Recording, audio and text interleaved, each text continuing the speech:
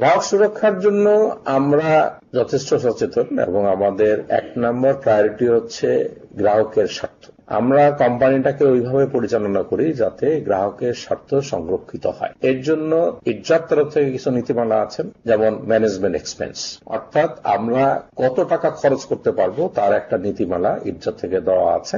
আমরা চেষ্টা করছি এবং 2016 সাল থেকে আমরা এই অ্যালাওয়েবল ম্যানেজমেন্ট এক্সপেন্সের থেকে অনেক নিচে খরচ করি। আমরা চেষ্টা করছি প্রতি বছরই এই সেভিংসটা বাড়ানোর জন্য। আমরা যত বেশি কম খরচ করব, আমরা গ্রাহককে তত বেশি বেনিফিট আমরা দিতে পারবো বোনাস আকারে, শেয়ার হোল্ডারকে দিতে পারবো ডিভিডেন্ড আকারে। তো আমরা যথেষ্ট সচেতন এই ব্যাপারটায়। আমরা ব্যবসা বাড়ানোর পাশাপাশি যে সমস্ত ব্যয় সংকোচন করা যায় আমরা প্রতিনিয়ত সেই প্রচেষ্টা চালিয়ে যাচ্ছি। এর মাধ্যমে আমরা সারপ্লাসটা বাড়াচ্ছি। পাশাপাশি আমরা যে সমস্ত পরিকল্প গ্রাহকের উপকারে আসবে সেই পরিকল্পগুলোর দিকে আমরা বেশি নজর দিচ্ছি। তো সার্বিকভাবে আরেকটা অতি সম্প্রতি ইজ্জা থেকে জারি হয়েছে, সেটা হলো সলভেন্সি মার্জিন। আমরা সলভেন্সি মার্জিনের ভিতরেই আছি এবং আরো ভালো সলভেন্ট যাতে থাকা যায় সেইভাবে আমরা কোম্পানিগুলো পরিচালনা করছি। যে সমস্ত কোম্পানি বাংলাদেশে, বিশেষত লাইফ ইন্স্যুরেন্স কোম্পানি আজকে দুর্দশাগ্রস্ত অবস্থায় আছেন,